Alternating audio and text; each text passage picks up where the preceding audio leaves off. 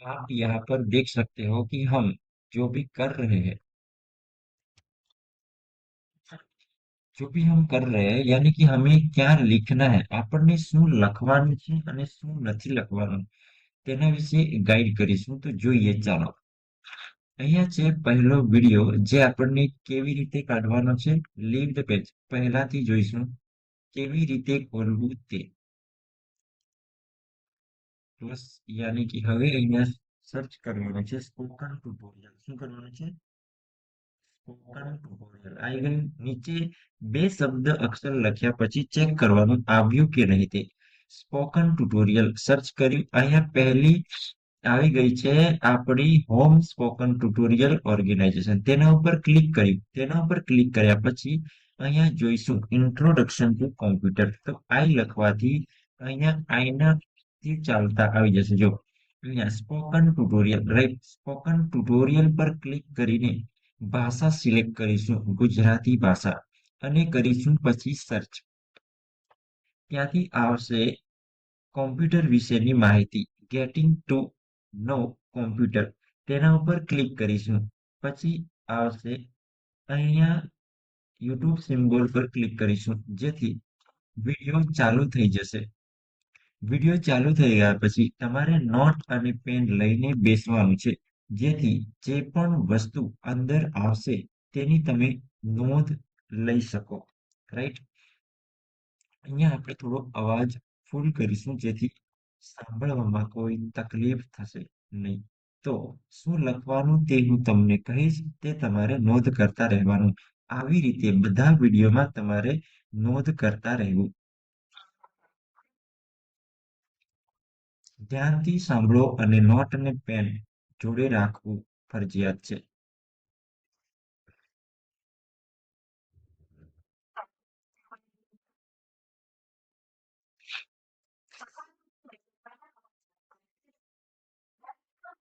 સામાન્ય રીતે બે પ્રકારના કોમ્પ્યુટર હોય છે. જેમ કે એક પર્સનલ કોમ્પ્યુટર, જેમાં મોનિટર, સીપીયુ, માઉસ અને કીબોર્ડ હોય છે, ત્યારે તે પર્સનલ કોમ્પ્યુટર બને છે. જ્યારે લેપટોપ, તેને પણ લેપટોપ કહી શકાય, આ અને પીસી કહી શકાય. બંનેને પર્સનલ કહે, જેમ કે લેપટોપ આને કહેવાય. તો અહીંયા તમારે લખવું જરૂરી છે કે ટેબ્લેટ. અહીંયા આને કહેવાય ટેબ્લેટ. તો અહીંયા લખવું જરૂરી છે તમારા નોટબુકમાં ટેબ્લેટ. હવે એ નથી લખવાનું કે ટેબ્લેટની આજુબાજુ બ્લેક લાઈન હોય, અંદર સિમ્બોલ દેખાય. ડેફિનેશન નથી લખવાની, સિર્ફ લખવાનું છે ટેબ્લેટ શબ્દ, કોમ્પ્યુટર શબ્દ. જેમ કે પર્સનલ કોમ્પ્યુટર, તો પર્સનલ કોમ્પ્યુટર તમારા નોટબુકની અંદર તમારે નોટ ડાઉન કરવાનું છે.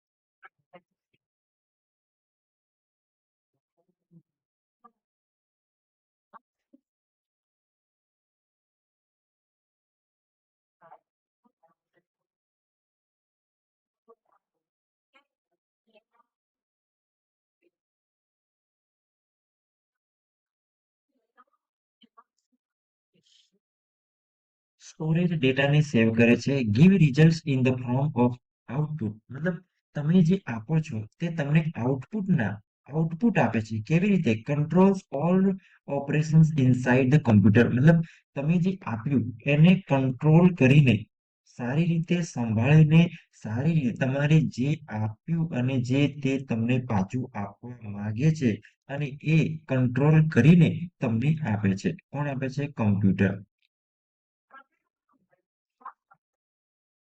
કમ્પ્યુટરની સામાન્ય રચના, મતલબ તમે ખાધું, મોંમાં ગયું, પહેલા ક્યાં ગયું? મોંમાં નહીં, મોંમાં નહીં, હાથમાં ગયું, હાથમાં નહીં, પ્લેટમાં ગયું, પ્લેટમાં નહીં, તપેલામાં ગયું.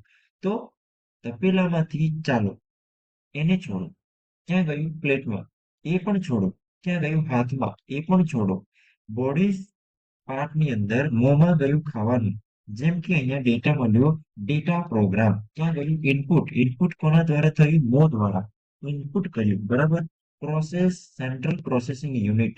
માની લો પેટની અંદર સેન્ટ્રલ પ્રોસેસિંગ યુનિટ, તો એને સમજી લો. આઉટપુટ સમજી ગયા હશો તમે, ને રિઝલ્ટ જાડા તો નથી થયા ને, તો એ રિઝલ્ટ ઓકે છે, તો બરાબર છે. બરાબર. તો એવી રીતે તમે એને સિમ્પલ ભાષામાં સમજો. પ્રોગ્રામ ડેટા મતલબ આપણે એક્સેલ બનાવીએ છીએ, તો એ થઈ ગયું એક પ્રોગ્રામ ડેટા. ઇનપુટ મતલબ એક્સેલમાં તમે સૂત્રો નાખ્યા, સમના સૂત્રો નાખ્યા, રેન્કના સૂત્રો નાખ્યા, આવી રીતે ઘણા બધા સમ, સ્મોલ, લાર્જ, માઇન, મેક્સ, એ બધા સૂત્રો તમે એન્ટર કર્યા, તો એ બધા તમે ઇનપુટ કર્યા. તો મેક્સ મતલબ કે લાર્જ સમનું સૂત્ર નાખ્યું, ચાલો. તો એને સેન્ટ્રલ પ્રોસેસિંગ યુનિટમાંથી કામ કરશે અને તમને આઉટપુટ મળશે, અને તેનો સરવાળો થઈ ગયો એટલે કે તમને રિઝલ્ટ મળ્યું. બરાબર. તો તેના માટે કામ, માનો તમે એક્સેલ બનાવી, તો એક્સેલ કોના દ્વારા બનાવશો? સૌથી પહેલા શું જરૂર પડશે? એક્સેલ અથવા તો પીસીને કંટ્રોલ કરવા માટે માઉસની જરૂર પડશે. પછી જરૂર પડશે કીબોર્ડની જરૂર પડશે. આ વગર તમે એક્સેલમાં કામ કરી શકશો નહીં. કીબોર્ડની તો ખાસ 101% જરૂર પડશે. તો પ્રિન્ટર અને મોનિટર, જો માન લો કે તમે એક ફર્સ્ટ ક્લાસ પ્રિન્ટ માર્કશીટ બનાવી છે, રિઝ્યુમ બનાવી છે, અને તમને થયું કે આ મારે પ્રિન્ટ કરવું છે, તો કઈ રીતે? તો પ્રિન્ટ કરવા માટે પ્રિન્ટર જોઈશે. તમે પ્રિન્ટ આપો અને પ્રિન્ટ લાગેલું નહીં હોય, તો તમારે પ્રિન્ટ થશે નહીં. જો આપણે સોફ્ટ કોપીને હાર્ડ કોપીમાં મેળવવા માટે પ્રિન્ટરની જરૂર પડશે. સોફ્ટ કોપી એટલે કે જે તમે પ્રિન્ટ આપ્યું અને જે તમે રિવ્યુ જોઈ શકો છો, તેને સોફ્ટ કોપી કહીશું. અને કંટ્રોલ પી કરીને પ્રિન્ટ આપીને પ્રિન્ટર કનેક્શન હોશે અને પ્રિન્ટ આવશે, તેને હાર્ડ કોપી કહીશું. સેન્ટ્રલ પ્રોસેસિંગ યુનિટમાં સ્ટોરેજ યુનિટ પણ કામ કરે છે, કંટ્રોલ યુનિટ પણ કામ કરે છે. ત્રીજું છે એર્થમેટિક logic unit, ALU, right? ALU યાની કે એર્થમેટિક લોજિક યુનિટ. આ ત્રણ વસ્તુ સેન્ટ્રલ પ્રોસેસિંગ યુનિટમાં કામ કરે છે. સ્ટોરેજ યાની કે તમે એ લખ્યો, એ મળ્યો, તમે કીબોર્ડથી એ પ્રેસ કર્યો અને તમે ડિસ્પ્લેમાં એ બતાવ્યો, યાની કે સ્ટોરેજ યાની કે એ દબ્યો, પ્રોસેસ થયું અને આઉટપુટમાં એ મળ્યું, મતલબ અંદર સેવ થઈને ડિસ્પ્લે થઈ ગયો, એટલે કે સેવ. કંટ્રોલ, કંટ્રોલ મતલબ તમે એ દબાવ્યો અને એ જ મળ્યો, એ કંટ્રોલ કરીને આપે છે. અને એર્થમેટિક લોજિક યુનિટ, એને સમજવાની કોશિશ કરીશું. માની લો કે તમે એ દબાવ્યો અને એ ગલત છે અને ડિલીટ કર્યો, અને તમે કંટ્રોલ ઝેડ અથવા વાય થી અન્ડુ અથવા રીડુ કરો છો, તે અર્થમેટિક લોજિક યુનિટ તેનો સંબંધ ધરાવે છે, અને એવી રીતે તે કામ કરે છે. આગળ જોઈશું.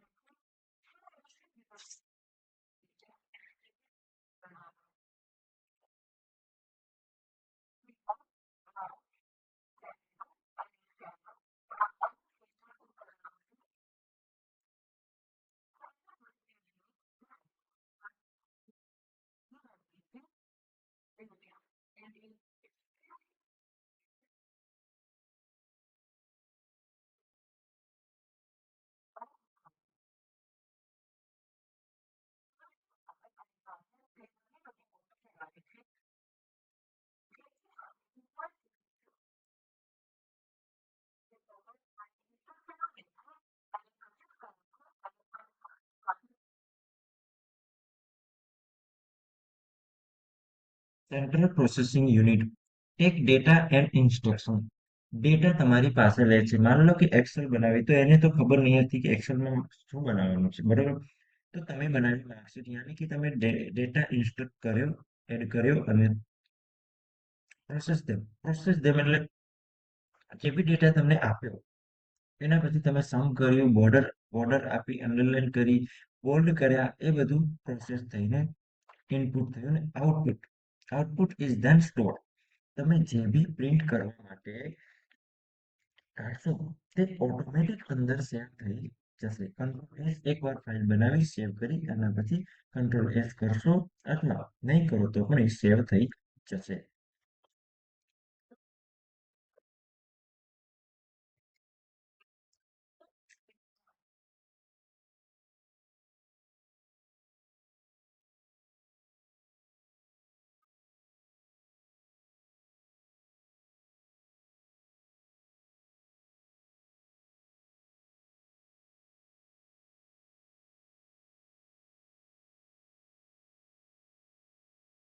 હવે જે મોનિટર શબ્દ કીધો એ મોનિટર તમારે નોંધ કરવાની જરૂર છે. મોનિટર, હવે એ નથી લખવાનું કે આને કાળું કાળું અને આ કાચ હોય તેને બધું નહીં, આને અને આ કહેવાય. પણ મોનિટર શબ્દ તમારી નોટબુકમાં લખવાનો છે, જેથી તમને એ ખબર પડે કે મોનિટર કોને કહેવાય. રાઈટ. પ્રિન્ટર, હવે પ્રિન્ટર શબ્દ લખવાનો છે, કેમ કે પ્રિન્ટર કોને કહેવાય તે જાણવા માટે. પેપર ટ્રે, હવે આમાં પેપર ટ્રે કોને કહીશું, તો આ જે પેજ અહીંયા મૂકેલા છે તે રાખનાર તે જગ્યાને પેપર ટ્રે કહી શકાય છે.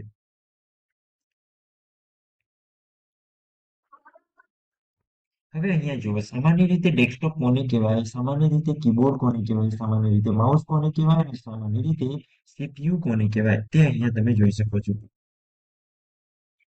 જેમ કે 4 કમ્પોનેન્ટ સિવાય કોમ્પ્યુટરને કમ્પ્યુટર કહી શકાતું નથી. માની લો આપણે કોમ્પ્યુટર વગર માઉસે વગર કીબોર્ડે પણ કોમ્પ્યુટર શબ્દ કહી દઈએ તો પણ એ અધૂરો કહી શકાય, કેમ કે અચ્છા કમ્પ્યુટર દ્વારા કમ્પ્યુટર ચાલે છે તે એટલે.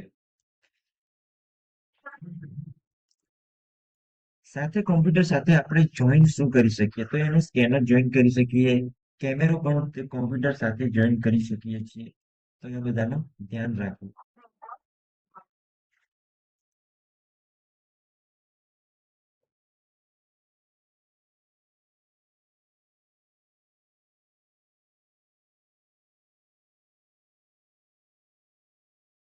વિઝ્યુઅલ ડિસ્પ્લે યુનિટ મતલબ તમે કીબોર્ડમાં લખો છો, તમે કીબોર્ડમાં આમ જોઈને લખો છો, તમે લખ્યું સાચું લખ્યું ખોટું લખ્યું તે તમે કેવી રીતે જોઈશો, તો એ તમે જોઈ શકશો ડિસ્પ્લે દ્વારા. તો એ ડિસ્પ્લેને તમે શું કહીશો, તો વિઝ્યુઅલ ડિસ્પ્લે યુનિટ. શું કહીશો?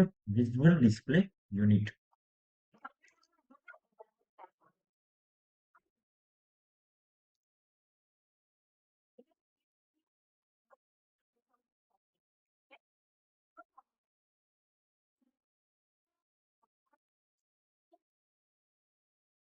હવે કીબોર્ડમાં તમે અહીંયા લાલ રંગથી બોર્ડર બની છે તેમાં તમે જોઈ શકો છો કે કીબોર્ડમાં હવે એબીસીડી ના અક્ષર કેટલા? 26. નંબર ઓફ આલ્ફા, નંબર એ કેટલા? તો 9. 9 એટલે કે 10. 0 પણ તેમાં એડ થશે. 1 થી 9 એટલે કે 9 અને 0 એડ કરીશું એટલે 1 થી 10. જેમ કે અહીંયા પણ 1 થી 10 સુધી હશે, મતલબ 9 એટલે કે 1 થી 10 અને અહીંયા પણ બે વાર. બીજું છે અહીંયા કેપલોક, જેને કેપિટલ અને બીજી એબીસીડી માં ફેરવવા માટે કેપલોક નો ઉપયોગ થાય છે. ટેબ, ટેબ જે છે એક સેલમાંથી બીજા સેલમાં કૂદવા માટે તેનો સેલનો ઉપયોગ થાય છે. અથવા તો વર્ડમાં હોય તો તે વર્ડમાં આપણે એક એક અક્ષર લખતા હોય અને એક સ્પેસની જરૂર હોય, મતલબ એક અક્ષરથી દૂર, તો એને સ્પેસ કરતા હોઈએ છીએ. અને જો 6 થી 7 અક્ષર જેટલી જગ્યા એક સાથે મેળવવી હોય તો ત્યારે ટેબનો ઉપયોગ કરતા હોઈએ છીએ. એસ્કેપ નો મતલબ છે એસ્કેપ, જે બટન છે સાઈડમાં, તો ના જોયું હોય તમને તો તમારા કીબોર્ડમાં જોઈ લેજો. તે મતલબ કે અનનોન જગ્યાએ પહોંચી ગયા, કઈ બેક થતું નથી, તો એને એસ્કેપ કરવાથી બેક થઈ જવાય છે, બહાર નીકળી શકાય છે. અહીંયા વિન્ડો કી છે, તો વિન્ડો કીમાં આ ઉબુન્ટુ સિસ્ટમ છે તેથી વિન્ડો કીનો ઉપયોગ અહીંયા કરી શકતા નથી. પણ તમે વિન્ડો કી અહીંયા હું કરી શકું છું, કેમ કે અહીંયા મારી જોડે વિન્ડો કી વિન્ડોઝનું છે, એટલે વિન્ડો કી દબાવીને પ્રેસ કરી દો, એક્સેસ થઈ શકે છે. હવે બીજું છે અહીંયા કંટ્રોલ બટન, કોઈ પણ કંટ્રોલ દબાવીને શોર્ટકટ કીનો ઉપયોગ કરી શકાય છે. બીજું છે શિફ્ટ, શિફ્ટ સાથે પણ ઘણી શોર્ટકટ કીનો ઉપયોગ કરી શકાય છે. હવે માની લો કે તમારે શિફ્ટ સાથે કોઈ કીનો ઉપયોગ કરવો છે, તો શિફ્ટ બટન દબાવી રાખી બીજા કોઈ શોર્ટકટ કી, જેમ કે કઈ શું કરવું છે, માની લો તમારું નામ લખ્યું કટારા મયંક, તો કટારાનો કે જો કેપલોક દ્વારા આખું કેપિટલમાં નથી લખવું પણ સિર્ફ કટારાનો કે કેપલોક વગર લખવું છે, તો શિફ્ટ પ્લસ કે, શિફ્ટ પ્લસ કે દબાવી નથી રાખવાનો, શિફ્ટ ને દબાવી રાખવાનું છે અને કે ને એક વાર પ્રેસ કરવાનો છે, જેથી તે કેપિટલમાં લખાય.